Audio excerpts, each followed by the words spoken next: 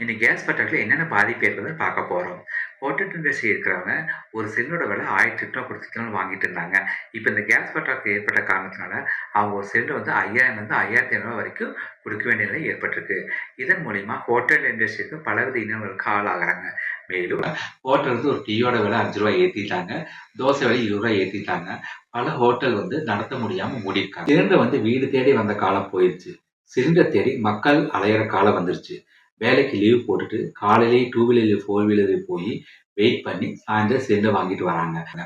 இன்னைக்கு பார்த்தீங்கன்னா ஸ்டீலுக்கு வந்து 20% அதிகமா வந்து டேக்ஸ் போட்டாங்க. இதன் காரணமா கட்டுமான பொருள் உற்பத்தி பாதிக்குது.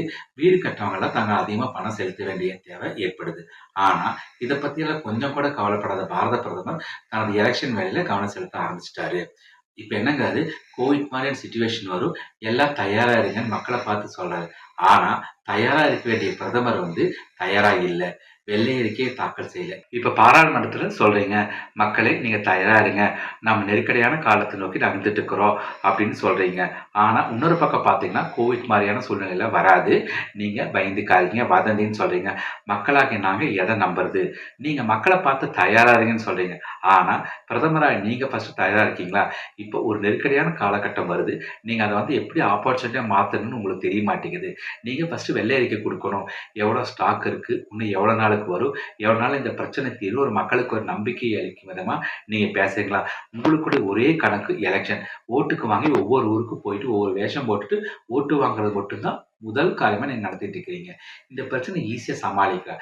இப்ப நீங்க வந்துட்டு ரிலையன்ஸை வந்துட்டு அவங்களுடைய எக்ஸ்போர்ட்டை வந்து ஒரு 6 மாசம் பண்ண வேண்டாம்னு சொல்லிட்டு அந்த கச்சா எண்ணெய் இந்தியாவுக்கு திருப்பி விடலாம். இப்போ அவங்க ரிலையன்ஸ் ஏன் பண்றாங்கன்னா அவங்களோட உள்நாட்டு சந்தையில அவங்களோட லாபம் வந்து ரொம்ப கம்மி. ஆனா அதையே வந்து அவங்க வெளிநாட்டு சந்தையில வித்தாங்கன்னா அவங்களுக்கு லாபம் அதிகம். அதனால வந்து எக்ஸ்போர்ட் அதிகமா பண்றாங்க. பிரதமரா நீங்க அவங்களோட எக்ஸ்போர்ட்டை வந்து 6 மாசம் நிறுத்தி வைக்க முடியாதா? உங்களுக்கு வந்து கவலை எல்லாம் வந்து அதானி, அம்பானியோட லாபம் வந்து குறையக்கூடாது. மக்கள் எவ்வளவு கஷ்டப்பட்டாலும் கஷ்டப்பட்டுட்டு போறாங்க. ஆனா நண்பர்களாகிய அவங்களோட லாபம் மட்டும் குறையக்கூடாதுன்னு தான் உங்களோட முதல் கடமையா நீங்க பணியாற்றிட்டு இருக்கீங்க. இப்ப தேர்தல் வந்துருச்சு. நீங்க என்ன பண்றீங்க? ஒவ்வொரு ஊருக்கா போய் ஒவ்வொரு வந்தே பாரத்த தொறந்து வைக்கிறேன், ஏர்போர்ட்ட தொறந்து வைக்கிறேன் அப்படின்னு தான் நீங்க போய் பண்ணிட்டு இருக்கிறீங்க. உங்களுக்கு அடித்தட்டு மக்களோட பிரச்சனை பத்தி கொஞ்சம் கூட தெரியறதில்ல. இப்ப நார்மல் ட்ரெயின்ல 2nd கிளாஸ், 3rd கிளாஸ் எல்லாம் வந்து ட்ரெயின பெட்டி கம்மி பண்ணிட்டு வந்தே பாரத்த அதிகம் பண்ணிட்டு இருக்கிறீங்க. ஆனா தமிழகம் அதுக்கு வந்து உடன்படல. இப்ப கடைசி என்ன பண்ணிருக்கீங்க? நடிப்பாற்றல் வெளிப்படுத்துறீங்க.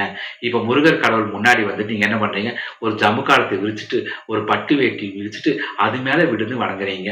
கேட்டா வந்து நான் ஏறத்தாயின் மகன் அப்படின்னு சொல்றீங்க. முன்னாடி இப்படி யாரும் பட்டு துணி போட்டு அது மேல விழுந்து வணங்குறாங்க.